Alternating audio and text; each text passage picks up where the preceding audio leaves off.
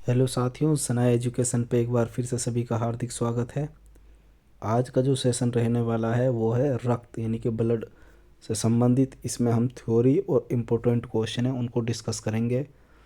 अब एक बार हम अगर हमारी वीडियो अच्छी लगे तो प्लीज़ हमारे चैनल को लाइक शेयर सब्सक्राइब ज़रूर करें।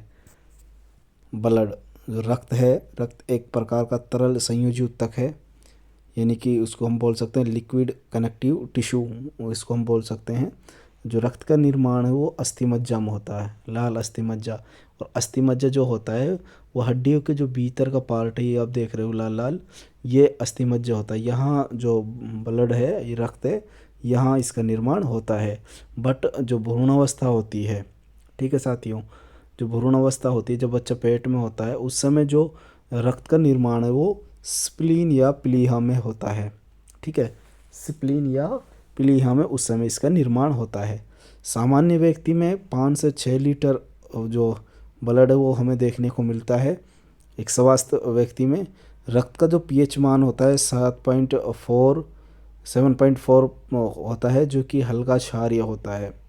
ठीक है, और रक्त के अध्ययन को हीमेटोलॉजी बोलते हैं। देखो, पीएच मान होता है 7.4 और अध्ययन को बोलते हैं हीमेटोलॉजी। बट जो रक्त निर्माण प्रक्रिया है जिसमें रक्त बनता है उसको हीमोपोइसिस बोलते हैं। क्या बोलते हैं?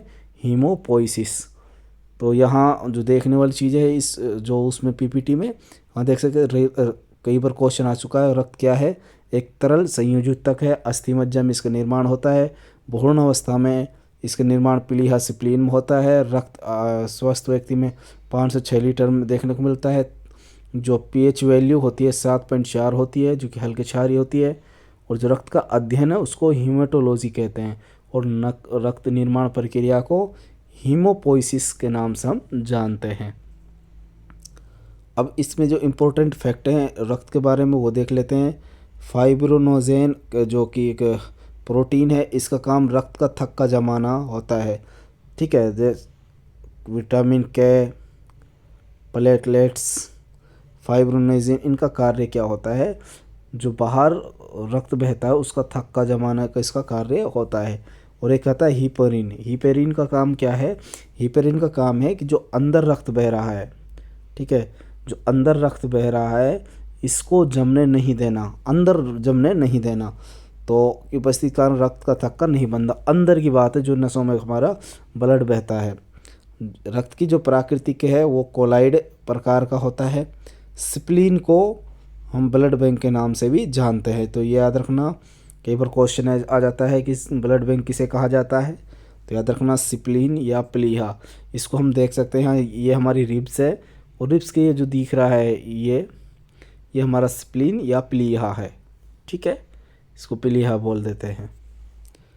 अब फंक्शन ऑफ ब्लड, जो हमारा ब्लड है इसका क्या क्या कार्य है? सबसे जो इसका मेन काम है वो होता है ऑक्सीजन ट्रांसपोर्ट का। ठीक है, जो रक्त में जो ऑक्सीजन है, रक्त ऑक्सीजन को फेफड़ों से शरीर के विभिन्न अंगों तक पहुंचाता है। जो रक्त है ये ऑक्सीजन को फेफड़ों से, देखो यहाँ से जा रहा है, फेफड़ों से ये विभिन्न अंगों तक जाता है, चाहे लीवर हो, हार्ट हो, लंग, स्टोमच हो, ये सब जगह ये यहाँ से जाता है। और वापसी जो यहाँ देख सकते हैं, रक्त ऑक्सीजन फेफड़ों के शरीर से विभिन्न अंगों तक पहुँचता है। अब दूसरा कार्य होता है इसको कार्बन डाइऑक्साइड ट्रांसपोर्ट का। तो शरीर के प्रत्येक कोशिका में श्वसन के बाद CO2 का निर्माण होता है, जिसको रक्त अवशोषित कर फेफड़ों में पहुंचाता है, जहां से वो बाहर निकल जाता है। तो जितनी भी कोशिकाएं वो श्वसन प्रक्रिया करती हैं और वहां से वो CO2 निकालती हैं, जिसको जो रक्त उसको अपने आप में अवशोषित कर लेता है और फेफड़ों तक पहुंचाता है, जहां से वो बाहर निकल जाता है। अगर साथियों वीडियो अच्छी लगे तो प्लीज़ हमारे चैनल सनाया एजुकेशन को ज़रूर सब्सक्राइब कर लें। तीसरा जो इसका काम है, फंक्शन है, भोज्य पदार्थ का परिवहन। जो फूड ट्रांसपोर्ट का कार्य है, पाचन तंत्र में अवशोषित भोजन रक्त के द्वारा विभिन्न अंगों तक पहुंचता है। जब पाचन तंत्र में जो भी प्रोटीन है, जो विटामिन है, जो भी चीज़ है, वो पाचन तंत्र अवशोषित करने के बाद वो भोजन रक्त के माध्यम से विभिन्न अंगों तक उस चीज़ को पहुंचाता है। उत्सर्जी पदार्थों का परिवहन, जो वेस्ट मटेरियल है उसके बारे में है। यूरिया हो, यूरिक एसिड हो, ठीक है, अमोनिया हो, जैसे पदार्थों को रक्त उत्सर्जी अंगों तक पहुंचाता है। ये कार्य भी किसका होता है? ये भी ब्लड का होता है।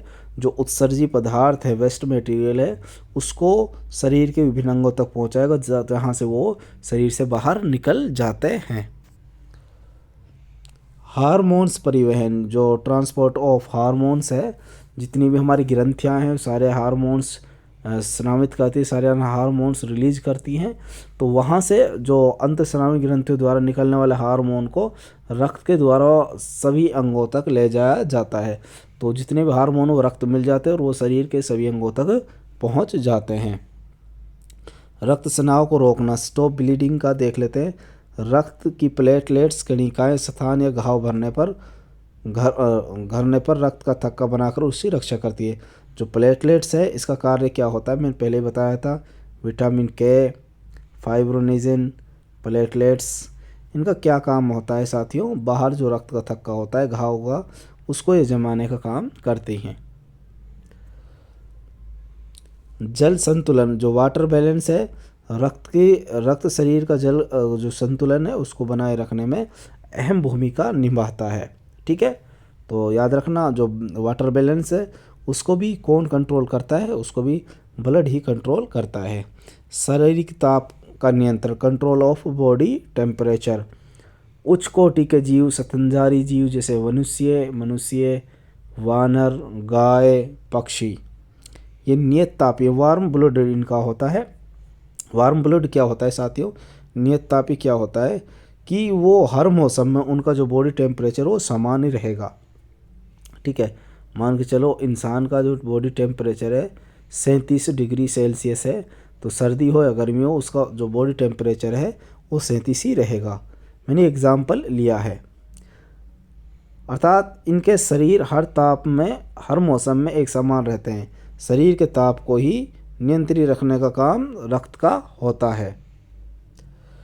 अब हम देख लेते हैं जो रक्त है, ब्लड है, वो किन चीज़ों से मिलकर बना है। साथ ही वो दो चीज़ों से मिलकर बना है। एक प्लाज्मा होती है, एक ब्लड करप सेल्स होते हैं, रक्त कणिकाएँ होती हैं। जो ब्लड करप सेल्स होती हैं वो साथियों 45% उसमें रक्त में पाई जाती है और 55% हमें प्लाज्मा देखने को मिलती है। और प्लाज्मा में भी वाटर जो हमें 92% देखने को मिलता है, 8% हमें अदर सब्सटेंस देखने को मिलते हैं। प्लाज्मा में भी वाटर सबसे ज़्यादा हमें देखने को मिलता है, तकरीबन 92%, और 8% हमें अदर सब्सटेंस देखने को मिलते हैं। ब्लड जो करप सेल्स है, रक्त कणिकाएँ हैं, इसमें 3 चीज़ें हमें देखने को मिलती हैं, RBC, WBC और प्लेटलेट्स।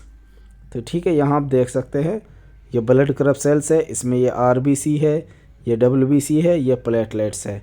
और यहाँ प्लाज्मा में साथियों हमें ये देखने को मिलेंगे अदर सब्सटेंस, और यहाँ 92% हमें वाटर देखने को मिलता है। अब बात कर लेते हैं हम प्लाज्मा की। प्लाज्मा में मैं बता रहा था 92% जल होता है, 8% कार्बनिक और अकार्बनिक पदार्थों को कोलाइड मिक्सचर होता है। ये कुल रक्त का लगभग 55% होता है, वो पहले बता दिया था। हार्मोन को एक स्थान से दूसरे ले जाने का कार्य भी ये करते हैं। प्लाज्मा शरीर की रोग प्रतिरोधक क्षमता को प्रदान बढ़ाता है। ठीक है, जब कोरोना हुआ था, जब प्लाज्मा ही डोनेट करी गई थी, क्योंकि ये इसका कार्य क्या है, जो हमारी इम्यूनिटी पावर है उसको ये बढ़ाने का काम करता है। तो याद रखना प्लाज्मा। यदि प्लाज्मा से फाइब्रोनेजिन तथा अन्य थक्क जमने वाले कारक को निकाल दिया जाए तो बचा हुआ रक्त सीरम कहलाता है। ठीक है, अब जो ब्लड करप सेल्स है इसमें एक RBC है, एक WBC है, एक प्लेटलेट्स है। सबसे पहले हम RBC के बारे में जिक्र कर लेते हैं। और जो ब्लड करप सेल्स है ये 40 से 45% बनती है, भाग इसका रहता है, जो 3 प्रकार की होती है, RBC, WBC और प्लेटलेट्स। RBC को एरिथ्रोसाइट के नाम से जाना जाता है। किसके नाम से? एरिथ्रोसाइट, RBC को। इसका निर्माण लाल अस्थि मज्जा वाले भाग से होता है, जो मैंने आपने पहले ही बता दिया था। ये हड्डी है, जो लाल वाला पार्ट है इसको बोलते हैं लाल अस्थि मज्जा। इस पार्ट से एरिथ्रोसाइट यानी कि RBC का निर्माण होता है। और मैंने बताया था भ्रूण अवस्था में, ठीक है, RBC का निर्माण प्लीहा या यकृत में होता है। कब? भ्रूणावस्था में जो आरबीसी का निर्माण है ये प्लीहा तथा यकृत से होता है। आरबीसी की जो संरचना होती है यहाँ हम देख सकते हो अंडा आकार की होती है। ये कुल कर्व सेल्स का 99% होता है। ये केंद्रक विहीन हो कोशिकाएं, इसके आरबीसी के अंदर केंद्रक नहीं पाया जाता। और ये जो ब्लड कर्व सेल्स है उसकी 99% में क्या देखने को मिलता है? हमें आरबीसी देखने को मिलता है। एक हम देख लेते हैं हीमोग्लोबिन। आरबीसी में हीमोग्लोबिन पाया जाता है जो कि एक प्रोटीन है। हीमोग्लोबिन क्या है? एक प्रोटीन है। कहाँ मिलेगा हमें? आरबीसी में। इसके केंद्रक में आयरन लोहा पाया जाती है जिसके कारण इसका रंग लाल होता है। जो रक्त का रंग लाल होता है वो किसके कारण होता है? हीमोग्लोबिन के कारण होता है, क्योंकि जो हीमोग्लोबिन होती है प्रोटीन है जिसके केंद्रक में क्या पाया जाता है? आयरन पाया जाता है और इसी के कारण इसका रंग लाल होता है। वीडियो अच्छी लगे तो प्लीज़ हमारे चैनल सनाया एजुकेशन को ज़रूर सब्सक्राइब कर लें और इसी तरह की वीडियो देखने के लिए बेल आइकॉन ज़रूर दबा लें। हीमोग्लोबिन O2 और CO2 शरीर में परिवहन करता है। इसकी कमी से रक्त एनीमिया रोग हो जाता है। तो हीमोग्लोबिन की कमी से आप यहाँ देख सकते हो एनीमिया रोग यहाँ हमें देखने को मिलेगा। यहाँ आप सफ़ेद सफ़ेद देखिए, यहाँ आपको लाल लाल ये देखने को कि आरबीसी क्या हो गई? कम हो गई एनीमिया में। ठीक है। लाल रक्त कणिकाएँ प्लीहा में नष्ट होती हैं। प्लीहा को आरबीसी का कब्रिस्तान स्प्लीन भी बोलते हैं, हम इसको इंग्लिश में स्प्लीन। ठीक है।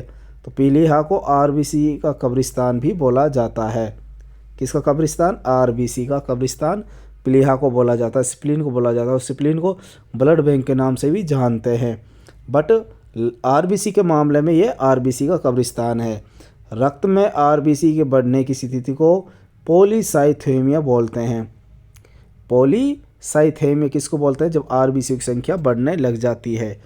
ठीक है। एक वयस्क मनुष्य में लाल रक्त कणिकाएँ लगभग 5 से 5.5 लाख मिलीमीटर होती हैं। द नंबर ऑफ जो आरबीसी का जीवन काल है 100 से 120 दिन होता है और इसका मुख्य कार्य क्या होता है? ऑक्सीजन ट्रांसपोर्ट का इसका मुख्य कार्य हमें देखने को मिलता है। तो याद रखना, जो आरबीसी की संख्या बढ़ती है उसको बोलते हैं पॉलीसाइथेमिया। ठीक। एनीमिया होता है हीमोग्लोबिन कमी के कारण। लाल रक्त कोशिकाएं जो इनकी संख्या होती है 5 से 5.5 लाख और आरबीसी का जीवन काल होता है 100 से 120। मुख्य कार्य क्या होता है? ऑक्सीजन का परिवहन करना।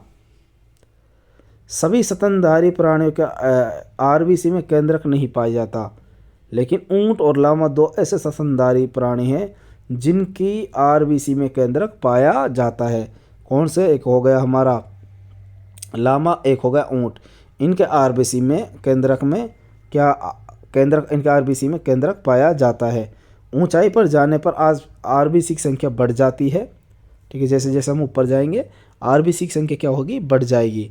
ठीक है। और जब भी हम ऊंचाई जाने पर हमारे जो नाक है, कान, इनसे खून निकलना शुरू हो जाता है।